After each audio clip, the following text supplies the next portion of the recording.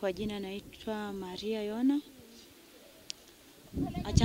Changamoto ambazo zinatukumba sana sisi wanawake ni mazingira ambayo tunayoishi.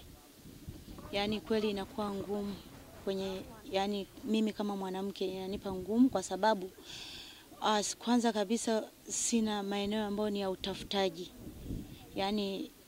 Yaani kwa upande wa chakula hivi. Kwa hiyo kwa kawaida kabisa sisi jumla jamii hii ya kwetu ya Siazabe kweli hatuna ardhi. Kwa maana sisi sasa hivi tumekosa sehemu ya kuishi, tunakaa tunafukuzwa na juzi tu imekuwa ni changamoto katika ardhi. Watu wengi sana wanazivamia kwa ajili ya hayo mahitaji, lakini kama serikali kuacha Wahadzabe mbali, mara nyingi changamoto nyingi zinazotokea za Kihadzabe huwa serikali inakuwa bega kwa bega kwa wao kwa ajili ya kuzitatua changamoto hizo.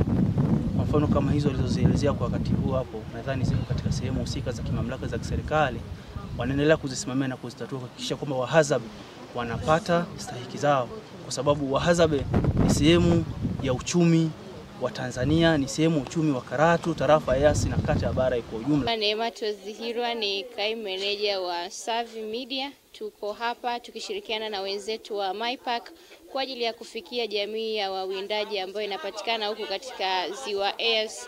Tumekuja huku kwa ajili ya kusikia changamoto zao ikiwa ni katika kuelekea siku ya wanawake duniani.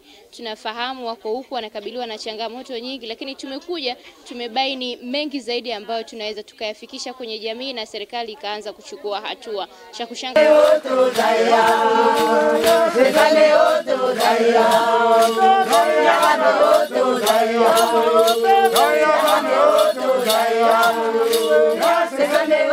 Daya